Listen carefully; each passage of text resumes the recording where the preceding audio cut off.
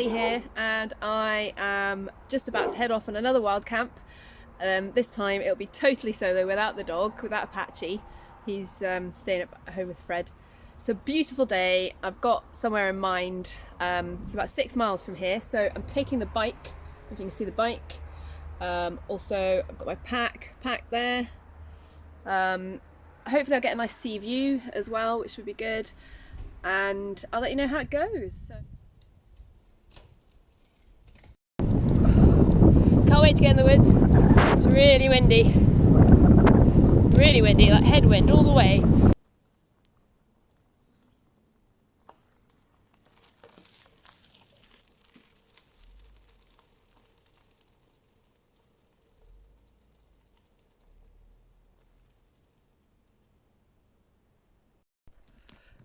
Hey, guess what I've worked out? Riding a bike without a pack and riding it with like a 10-kilo pack. It's totally different. Well, I don't know if it's 10 kilos. I reckon it's probably about more 7, 8. Oh, I'm not really sure. I didn't want to weigh it, just didn't want to put myself off. Anyway, I've stopped because, well, look where I am. It's just so nice here. It's one of my favourite woods. I've just passed 2 anthills and I thought, oh, I should have filmed them. And I was like, right, next one I see. So the other 2 are just up there. So, but this is this one. Let's get close and personal to the wee ants, shall we? It's supposed to be quite a good indicator of a healthy forest. Now this is a managed forest, but it has some really nice old trees in it and a lot of species of lichen and flora and fauna. So, you know, it's quite an amazing place to be. And wait till you see where I've got, hopefully there's nobody there where I want to camp. It's pretty stunning. So, anthill.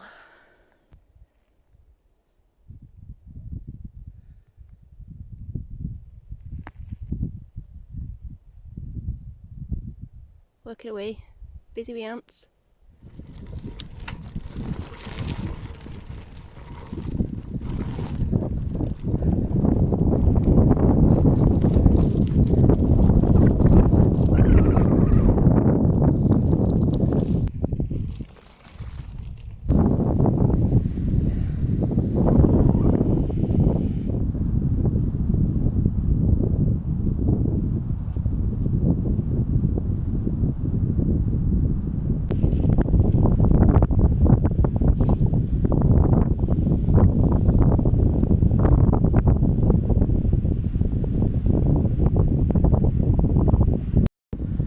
So I'm just having a little rest, a little think.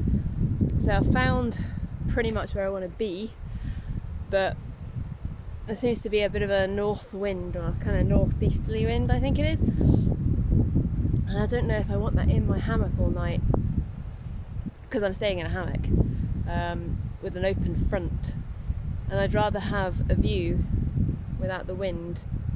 So I'm just going to go and check if check on the internet if the wind is going to die down at all, but I'll let you see the spot.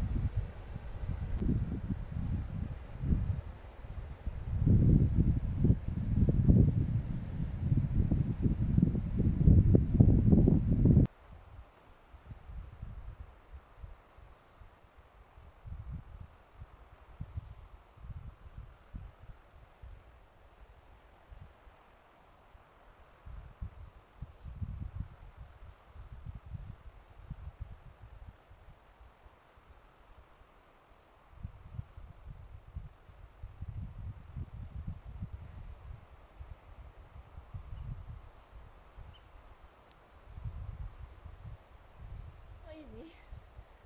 I didn't realise it was this steep.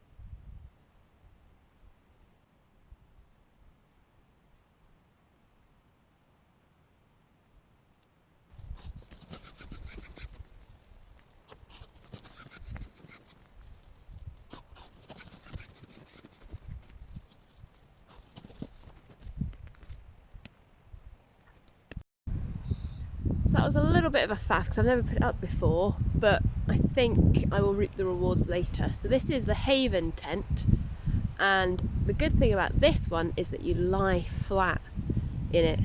I don't know if any of you have actually slept in a hammock and tried to put your mattress in one place and keep it there all night. It's almost impossible, it just slips around.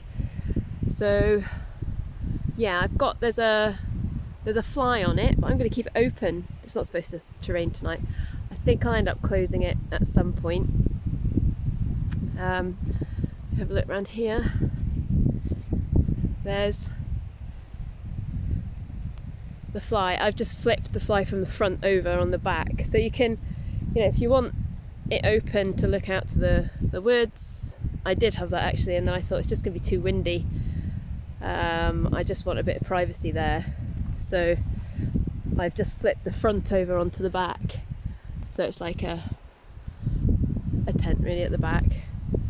And inside you've got some nice little bags to put your kit. You can even hang your kit up on this like guy line here, and this line up here, bags and everything, so it's really great.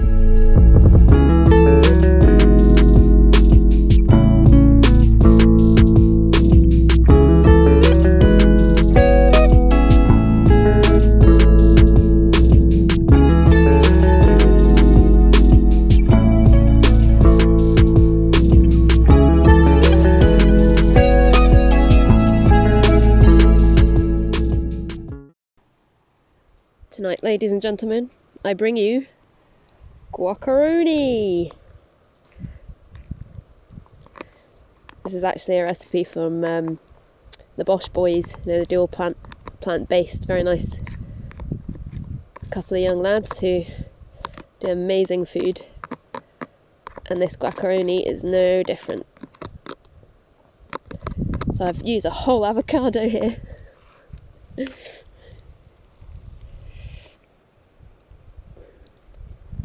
Don't know if you can see it.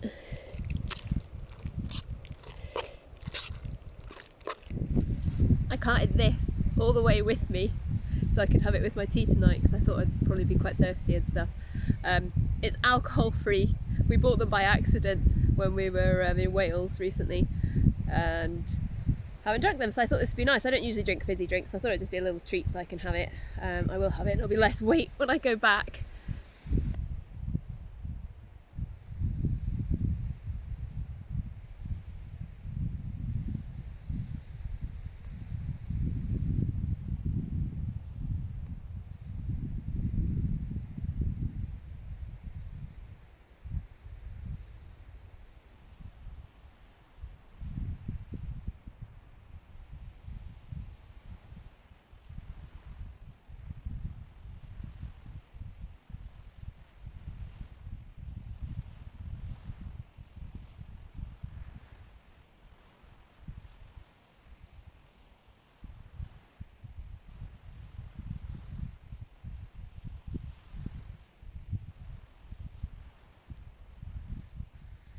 So I've had my tea, camp's up, and I'm still finishing my alcohol-free cider.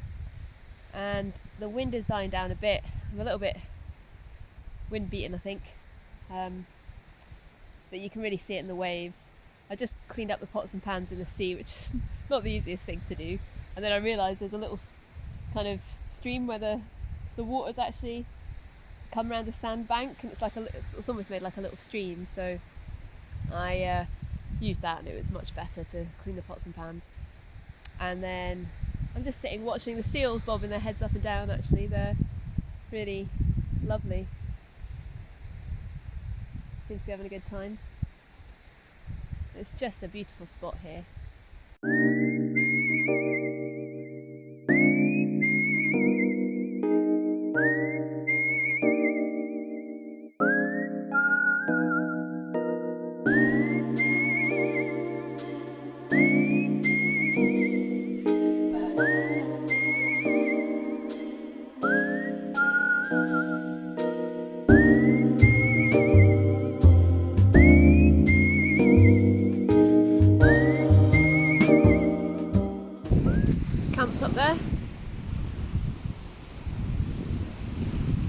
see it from here.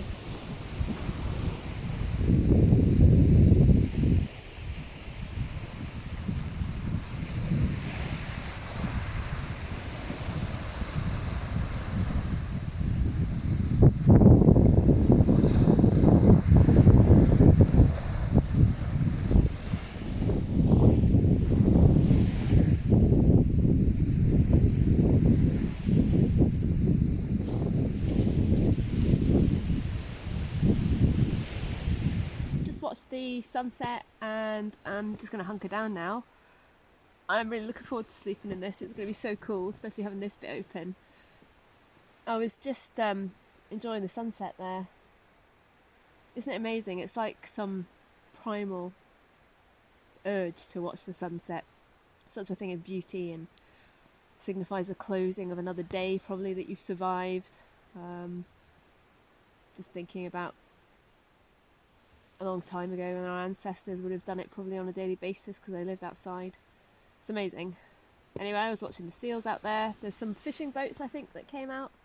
Quite a few of them. They've gone now, I can't see them. And then just as I was about to come back up, an osprey flew overhead. Quite slowly actually. I was able to watch it for a while. And then I've just come back. I've tidied up camp and I'm just going to do a bit of reading.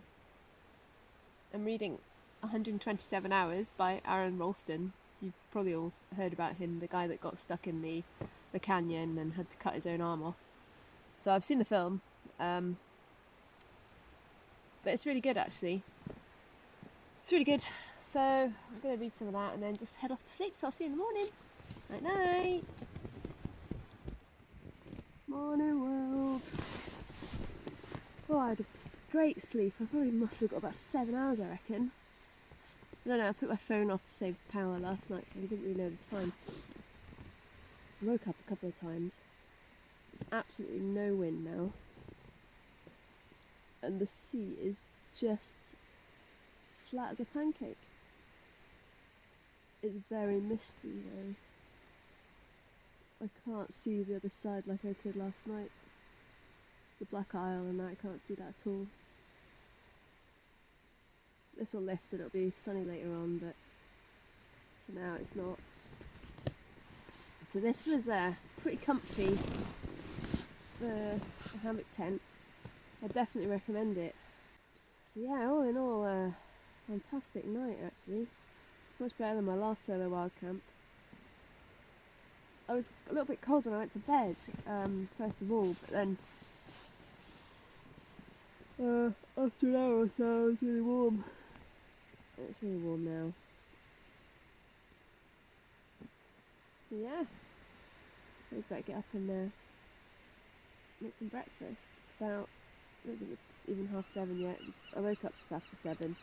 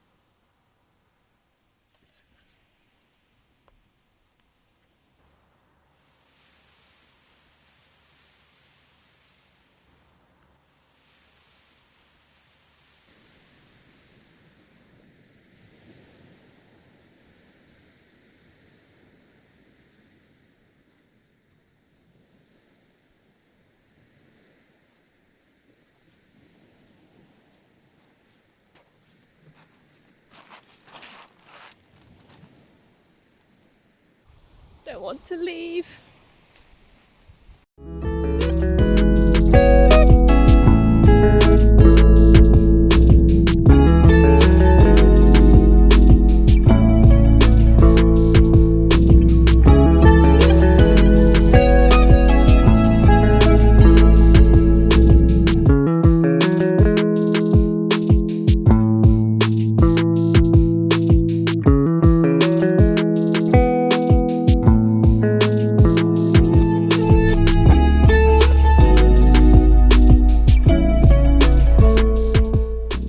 Packed away. The hammock was easier than I thought it would be.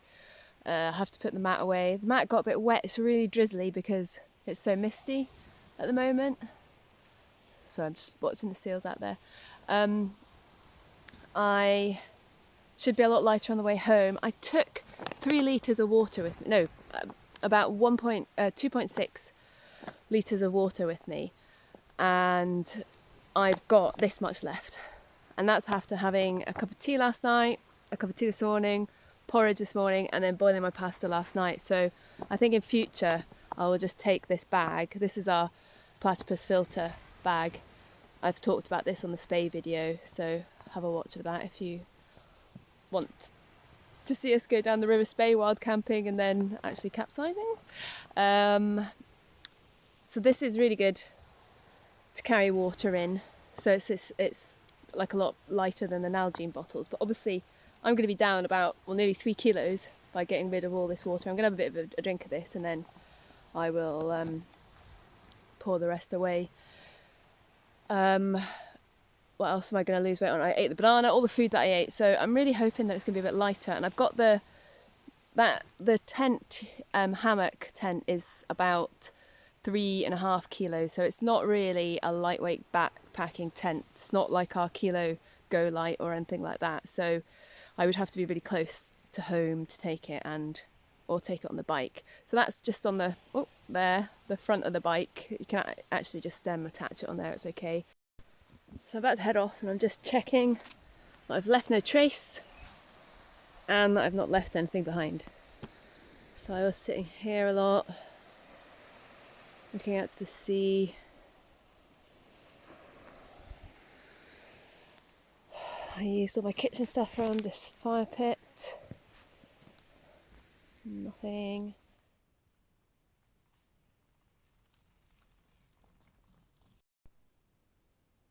Look at all the cobwebs.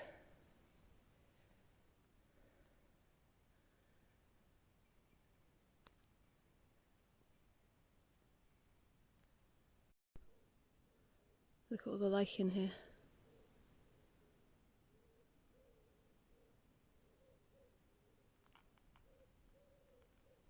So guys, I thought I'd stop at Hidden History on the way home.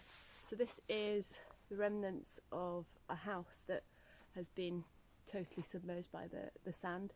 This happened in 1694, and there's a whole village under here supposedly.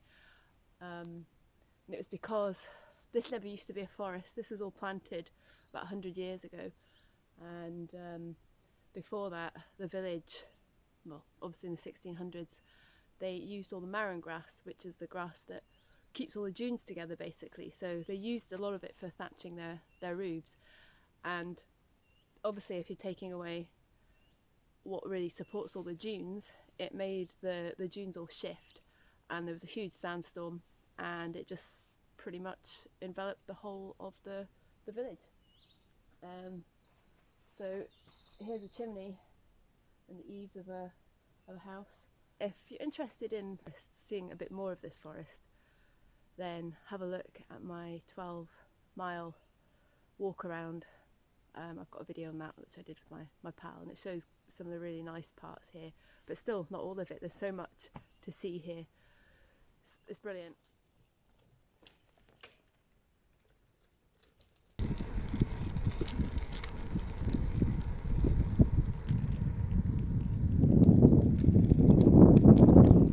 Just past Brodie Castle. Nearly home now. So that's me home. It took me quite a while to get home because I was messing around with the camera and stuff. There's a few mozzies, about on the way home as well. But all in all, I think that was near the boggy parts and stuff as I came home. But all in all, it's pretty good. So if you enjoyed following me on my travels, then hit subscribe and the little bell notification so you can see when I put a new video up. Hopefully I'll be getting more up in the near future. See you, bye!